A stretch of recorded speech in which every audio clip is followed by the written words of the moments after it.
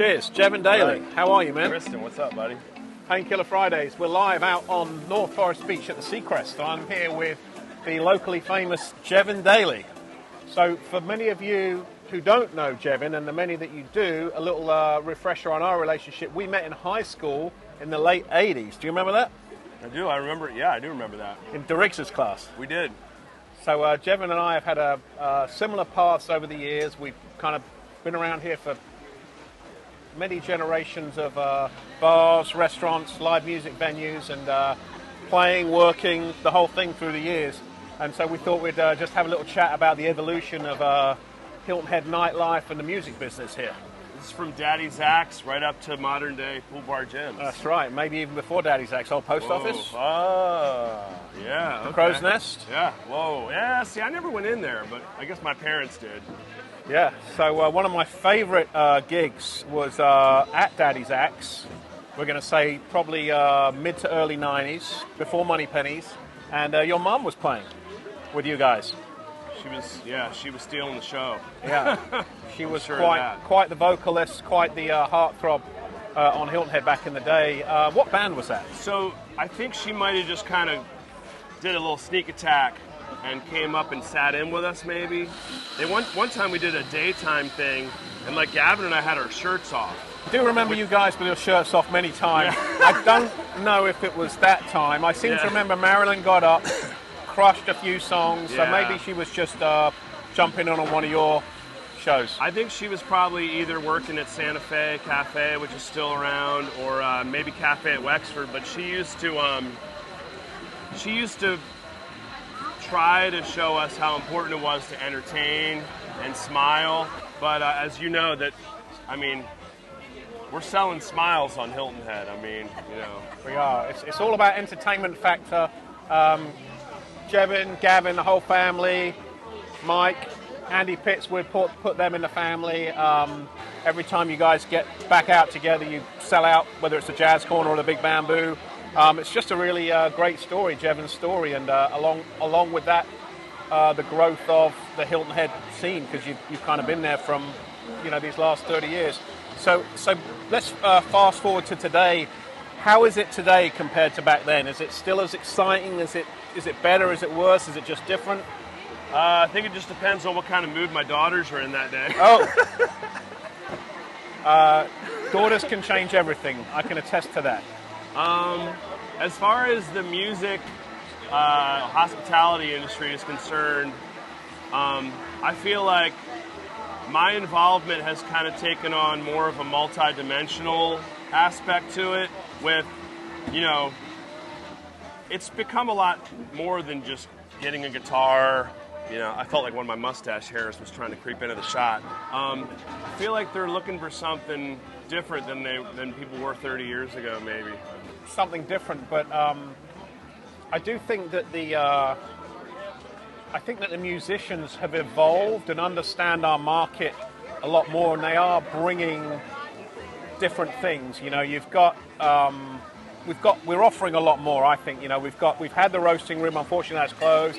Caligny Theatre. We're kind of taking it up a level with these shows where people can kind of go out on a limb and do something beyond just the Jimmy Buffett shows and all the cover stuff that was the traditional Hilton Head show, right?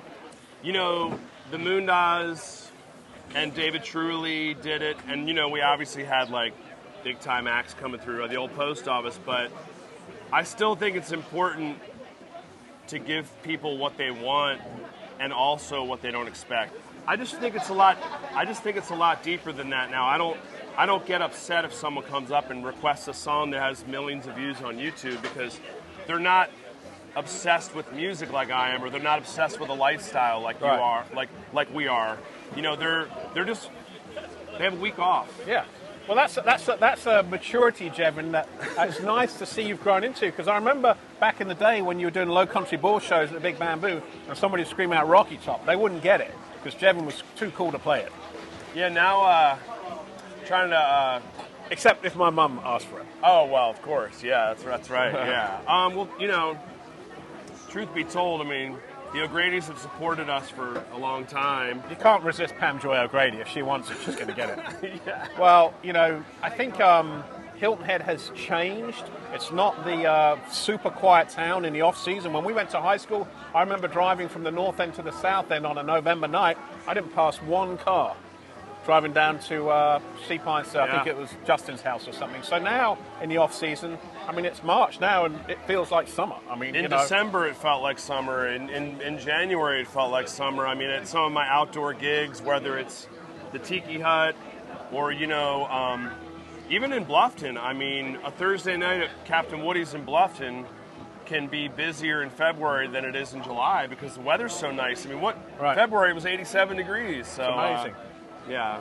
So I think with the added traffic here, it's created more musicians to make a living here, and with that, more versatility of what you can see. Typically on the south end, I think outside of peak season, you could probably go to 20, 30 venues and find some kind of live music. Back in the day, there might have been 3. Yeah, I think you're right. What was it like? Dos Barachos, and then like you said, like the White Parrot, the Crows. A lot of those were hotels. So, I mean, if you were looking for... I remember when I was out of high school, really, you had the Big Bamboo, and then if there was something special, you would go to Monkey Business or the Blue Night. Right. Maybe and then, of course, you have the Riders era. Yep. You always stress consistency with me, Tristan. I mean, I was thinking about what we were going to talk about today when I was on the beach or something, just kind of farting around. But I think that's always been something that I've kind of kept in the back of my mind is if I'm going to do something, because people always say like, oh, Jevon, you're always promoting yourself on the internet and Facebook, but that's the structure I'm selling. Yeah, I mean, why wouldn't you be consistent? Structure. Why wouldn't you promote yourself? We want people to come to the shows, and that's just the gig. But no, it's definitely an exciting time transitioning from a sleepy town over these last 20, 30 years to now pretty much 365 days a year. This place is going on, right? Yeah, it's really changed. People approach me a lot in December, and they say, oh, it must be so nice for you to kind of get some time off. I did 20 shows in December. Wow. I was at Coligny doing a kids show, Yeah. And when we had that cold snap, I'd have people coming out, driving from Bluffton with their little kid, 38 degrees, and we're singing Seagull Stole My Sandwich, and the ponds are all frozen. But back in the day, the musicians and the food and beverage workers would go out west or go down to the islands and chase the seasons over there, but they don't necessarily need to. So tell us a little bit about your new show in Coligny. Not new, but it's newer show. It's my 5th year in Coligny. I was doing my kids show. It was the first time I ever played Sharks Are Our Homies live at the Bluffton Book Festival. Okay. And I looked over and I said, that can't be Lee. He snuck up, and I was playing for about 3 kids. And now I've got a full show. I do twice a night. I do the set twice a night, Sunday night, Wednesday night, and right before you leave on Friday night, I'll see you there from 6:30 to 6:30, 8:30. Jevon is a smart man. There has been a history of performers that have done very well entertaining to the families on Hilton Head. And we've had Shannon Tanner on this show, Painkiller Fridays. We haven't had Greg Russell yet, but Greg's coming. And it's just exciting to see how they built careers on family entertainment. And that ultimately is what Hilton Head is all about. It's about families coming to the island and having a wholesome vacation, going to the beach, going out to eat and getting some good entertainment. That's the primary tourist on Hilton Head. This is a family, high-end family destination. And so you've been smart in adapting to that because there's thousands of kids that are looking for entertainment, right, at dinner time. I'm just lucky that I have enough little projects going on that I can change gears and go into 3rd gear at this place at Palm Under Dunes, which is a beautiful beach. I play right on the beach. I mean, I catch myself staring at dolphins when I'm playing the violin. I mean, I don't know, like where else can you do that? I think Jevon's trying to say he's tapped into a market that he knows he's going to keep playing for the next 20, 30 years, doing what he loves. Well, Jevon, thanks for joining me today, Painkiller Fridays. It's always awesome to catch up. We're going to interview Jevon in a series of music-related shows, and we're going to maybe get out to some of the venues and do it live from there, maybe with some other guests. How's that sound? Yeah, that sounds great. Cheers, man. Happy St. Patrick's Day, everybody. Happy St. Pat's.